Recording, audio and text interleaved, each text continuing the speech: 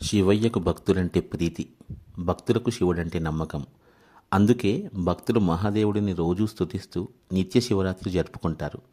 ఆద్యంత రహితుడిని ఎన్నిసార్లు స్తుతించినా తనివి తీరదంటూ పక్షానికి, మాసానికి, సంవత్సరానికి ఒక్కో శివరాత్రి పేరుతో శివుడిని ఆరాధిస్తారు. వాటన్నింటిలో విశిష్టమైనది భాగమహుళ చతుర్దశి నాటి మహాశివరాత్రి. మహాశివరాత్రి పరమశివునికి ఎంతో ప్రీతికరమైన రోజుగా మన ధర్మశాస్త్రాలు చెబుతున్నాయి. ఆ రోజు ప్రతి ఒక్కరూ ఉపవాసం, జాగరణ ఉండడం, రోజంతా శివనామస్మరణతో గడపడం, ప్రదోష వేళయందు శివుని అభిషేకించడంతో పాటు విశేషించి శివుడికి బిల్వార్చన, రుద్రాభిషేకం వంటివి చేయడం శ్రేయస్కరం.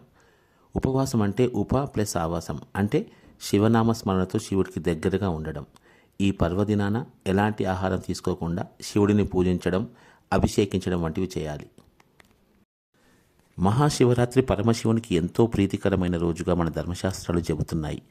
ఆ రోజు ప్రతి ఒక్కరూ ఉపవాసం, జాగరణ ఉండడం, రోజంతా శివనామస్మరణతో గడపడం, ప్రదోష వేళయందు శివుని అభిషేకించడంతో పాటు విశేషించి శివుడికి బిల్వార్చన, రుద్రాభిషేకం వంటివి చేయడం శ్రేయస్కరం. ఉపవాసం అంటే ఉప ప్లస్ ఆవాసం, అంటే శివనామస్మరణతో శివుడికి దగ్గరగా ఉండడం. ఈ పర్వదినాన ఎలాంటి ఆహారం తీసుకోకుండా శివుడిని పూజించడం, అభిషేకించడం వంటివి చేయాలి. ప్రస్తుత రోజుల్లో ఆరోగ్య పరిస్థితుల దృష్ట్యా ఆహార నియమాలు పాటించలేని వాళ్ళు ద్రవ పదార్థాలతో శంకరుని అభిషేకించిన ప్రసాదాలతో ఉపవాస నియమాలను భక్తి శ్రద్ధ పాటిస్తే పుణ్య ఫలితం దక్కుతుంది. శివరాత్రి రోజున జాగరణ ఉండడం వల్ల రాత్రిపూట చేసే శివార్చన, శివాభిషేకం వల్ల శరీరంలో తేజస్సు వస్తుంది.